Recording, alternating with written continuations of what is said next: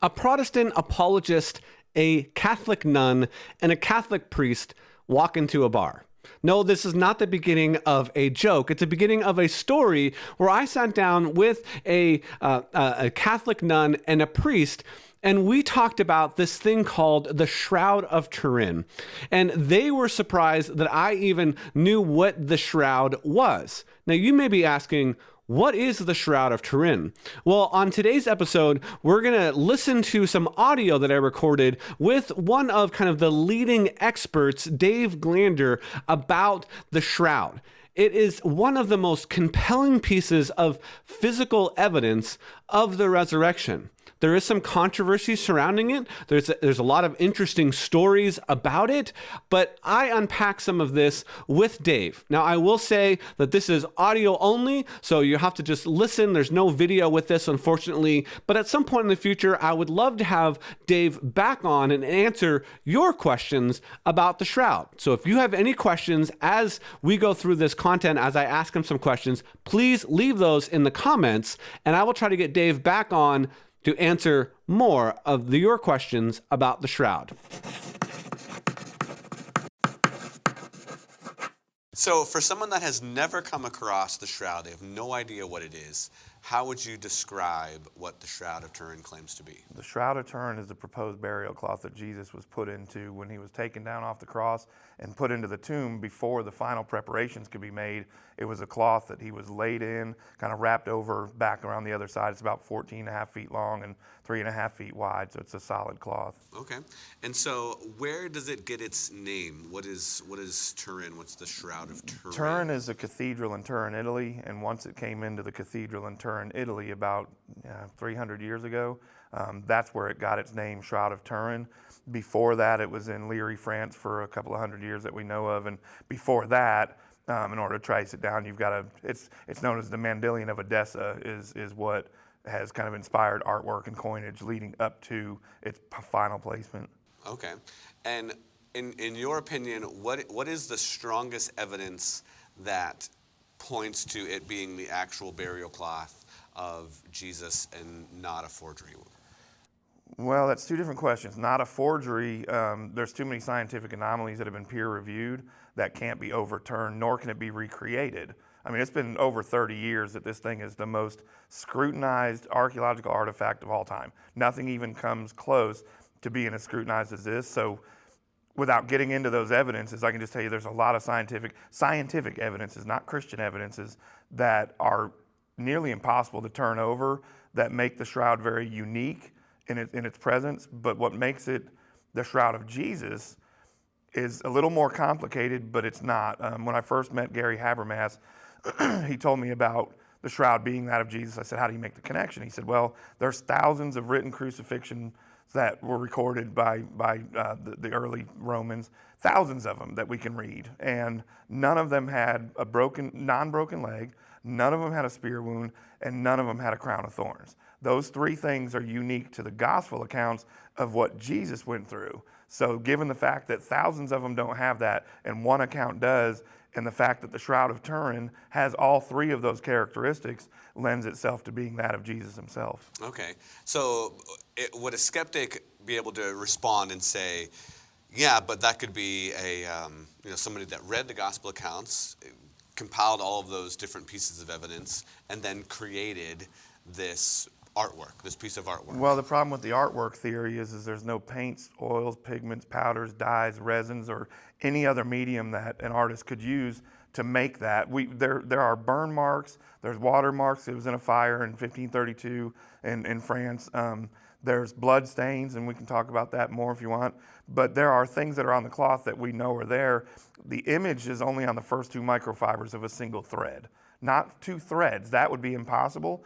What's absolutely impossible, it's on a microfiber is like the thickness of a spider web string, right. And you take 70 to 120 of those, spin them together to make one single thread, and then threads are woven together to make your shirt. Well, this is on the first two microfibers. If an artist used any sort of medium, which none have been detected on the cloth, then it would have penetrated all the way through the cloth. It would have at least penetrated through several threads, but it hasn't. It's a superficial image that's only on the first two microfibers. So again, if it could be recreated, the whole thing goes away. That's partially why it can't be recreated, is because there's no way to, the image really doesn't exist. That's the weirdest part about it, is it's a superficial image. We can see it, and it has incredible qualities, whether it's the actual image is in a photo negative, so when you make the image into a photo negative, it turns into a photo positive, right, which is hard enough to posit that now with our digital cameras that everything's up online in a second. But how could a medieval person before the invention of photography been able to conceptualize, let me trick these people into seeing a photo negative, so when the camera's invented, it'll really trip them out, And so how could a superficial image do that? It's got three-dimensional qualities built into it that NASA scientists figure out in a VP8 analyzer that they could put it in there and it spits out a topic. You can't do that with a regular photograph. The closest explanation has been an ultraviolet radiation event that we still to this day don't have the technology enough to produce the preternatural energy to make that image on there. So how could it have been some sort of a medieval artistry forgery when none of that technology was available to them? And so you would put that evidence that you just described, all those different pieces, there's probably 6 or 7 different things there that you talked about. You would put that up against something like the carbon dating. So why is the carbon dating not just the end-all be-all? So there was a small patch, right, that they took and they did some carbon dating on. They took an 8-centimeter piece and sent it off to 3 different laboratories who in the past had terrible results. They came up with 3 different results, but they were saying that between 1290 and 1360 is when the dating was. The problem is Ray Rogers, who was one of the NASA scientists that he worked at Los Alamos, he wrote a paper called the Thermochemical Acta because he went back to those research, the piece that was taken, and there's mixed fibers in there. There's patches sewn on the shroud where nuns had sewed it in. They sewed a backing on it one time to get it more rigidity, but they also did what's called a French invisible weave, and in that 8-centimeter piece, you can see thicker and thinner strands. There's 2 different types of fibers that are mixed in there, and a French invisible weave is invisible to the naked eye. You can't tell it's there. And so they did a French invisible weave while it was over in Liry, France, and so to the naked eye, with the piece they cut off had 2 different fibers. Of course, some of those fibers were from 1290 to 1360, because in 1290 to 1360, when it was in Liry, France, it was repaired. So yeah, right. No, that makes sense. Okay, so jumping just a little bit, tell us more about the coins. That there's supposedly some different impressions of coins. So tell us about the coins, because if I try to explain it, I'm gonna just butcher it. So you know more about it. So there's something with the coins. What's the deal with the coins? I need to back up before I answer the question, though. Okay. Barry Schwartz is the leading presenter on the Shroud. He was part of the 78 team, and he travels the world and talks on the Shroud. Excuse me. He is an advocate for the Shroud being that of Jesus. Okay. He unashamedly, he's a Jewish man. He says, I have no dog in this fight. I don't have any reason why I'm trying to sell you on this so you get saved. That's not my intentions. I'm only presenting the peer-reviewed science that can't be overturned about the Shroud of Turin and what we know about it. Well, the coins have not been peer-reviewed, so I don't include those in my personal presentation. It is fascinating. There's a Pontius Pilate coin over the left eye that supposedly has come out in imagery. But again, the only thing I present, which would make sense, and I'm not denying that it's there, because they would have, in rigor mortis, in that time, they would have put coins over the eyes to keep the eyelids from popping open. Right. So I'm not saying that the possibility that it could be there is there, but Barry convicted me. He said, if it's not peer-reviewed, don't present it. The peer-reviewed science on the Shroud alone is enough to convict a Jewish man that it's the Shroud of Jesus from the 1st century. We don't need anything else. Okay. That's good. That's good. Real quick, everything work okay? Yeah, Issues? perfect. Thanks. Appreciate it. So I want to turn just a little bit from the Shroud, although it completely incorporates the Shroud. When I heard you talk, you gave this very interesting statistic about what liquid is actually on the Shroud is actually bilirubin Good and not job. blood. Yeah. And that indicated some certain things. So what is that? How did you come to that conclusion that it was not necessarily like red and white blood cells, that it was actually bilirubin? And then what implications does that have? That is my favorite part of the whole thing. And that came about not by my research. That was Barry Schwartz was part of the original team.